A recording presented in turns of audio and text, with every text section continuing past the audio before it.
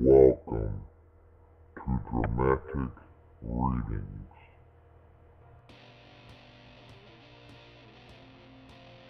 Hello, everyone. Welcome to episode 1 of Dramatic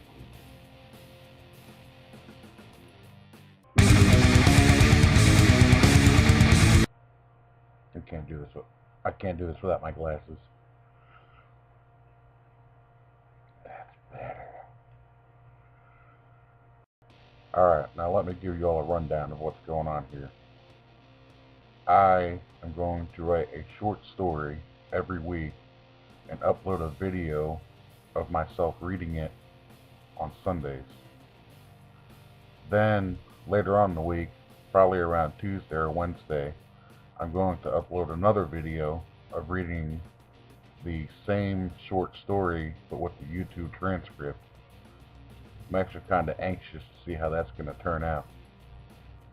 I know these effects that I have on right now are probably going to be annoying, but I don't think I'll have them on all the time. I just like to be creative sometimes. But this week I have a short story prepared that I wrote 2 days ago, and now I am going to read it dramatically. Let's see how it goes.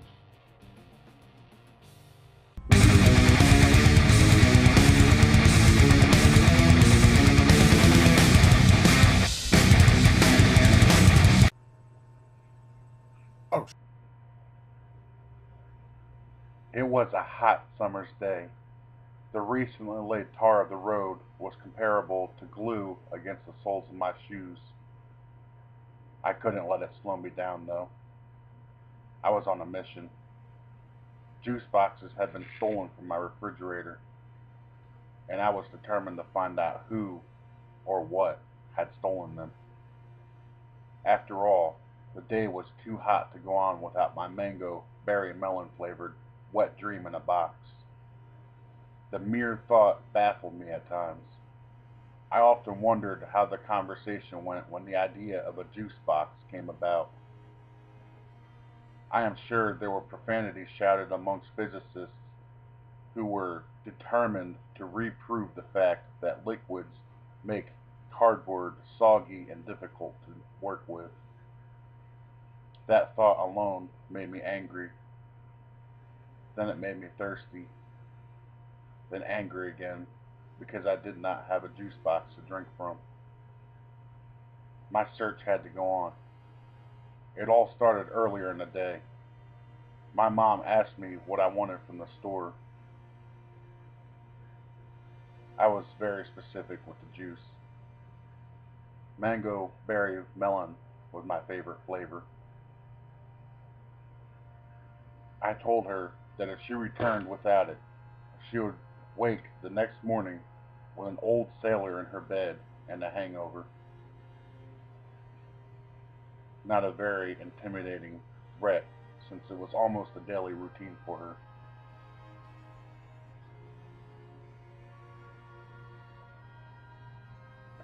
My efforts were successful, though. Cellophane kept my wet dream boxes and a tight bundle of 8 in the fridge when I awoke from my nap. I drank one as soon as my eyes gazed upon the magnificent sight. I was temporarily satisfied and quenched.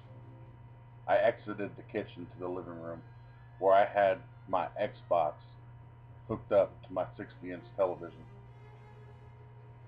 The high definition resolution and sound was enough to dull my brain almost the instant a shot was fired from the wielded gun on my game. I went into a trance. During this time must have been when it happened. I was on a losing streak and agitated. It was time for a break while I ate a snack and drank a juice.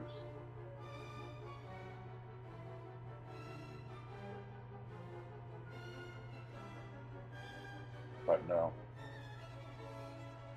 The refrigerator door stood wide open, and the only remnants of my juice was the cellophane.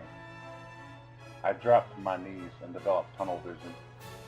As far as I was concerned, the cellophane was the only thing in the refrigerator. That was until I felt the dampness on my knees. A puddle. A juice puddle. Frantically, I slid onto my stomach and pressed my lips against the floor, slurping whatever I could of the puddle. It was dissatisfying, to say the least. In a rage, I rose to my feet and slammed the door of the refrigerator closed. My hand became sticky. That is when I noticed a sticky finger residue on the handle of the fridge. My eyes became fiery pits that all but charred the fake wood of the handle. My juice boxes were stolen. The investigation began. I searched my house over, looking for the slightest clue as to where my juice boxes were. I was going to slap my mother across the face if it was her. She did not have them. Tears filled my eyes as I returned to the kitchen. Something caught my eye upon re-entry, though. Sticky footprints leading to the front door. A clue. I shouted across the house, "Mom! I'm going for a walk!" and slammed the door behind me without waiting for a reply. At the end of the driveway, a gruesome sight. A wasted juice box.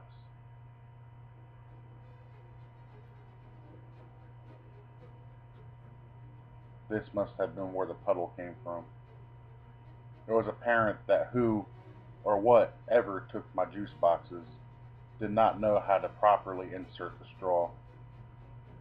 The crumpled box lay next to the bendy straw that was unbent with the penetrating pointy end dulled and dented.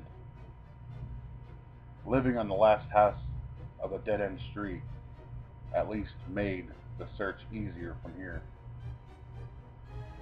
I only had one way to go, and I set out on an adventure, a quest. I continued my search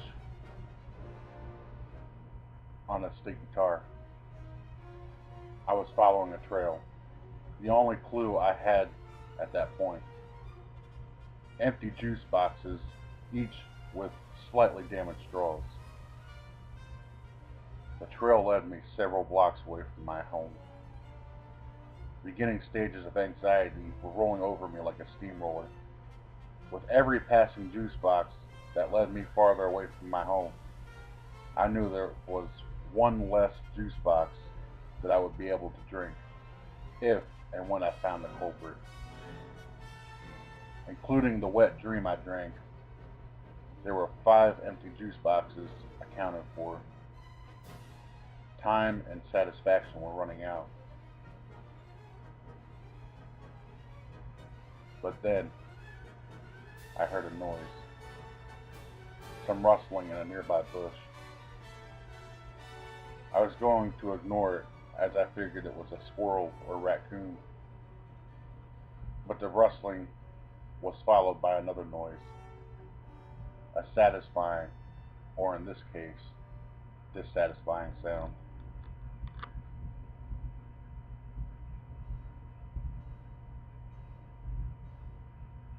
The sound of the last few drops in a juice box being slurped through a straw, and a slight pop as the box filled back with air upon release of the straw. Slowly, step by step, I approached the bush. I ran my fingers through the antisymmetrical leaves and branches, and parted them as Moses did to the Red Sea.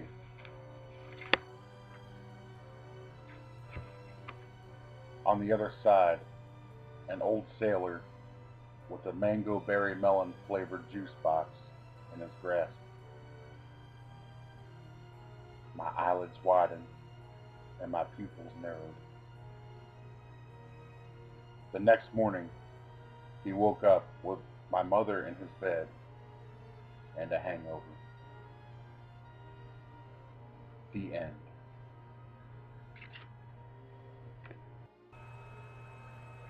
Thank you all for watching. If you made it to the end of this video, please leave a thumbs up and a comment. And if you want to see more, subscribe. Spread the word. Thank you all.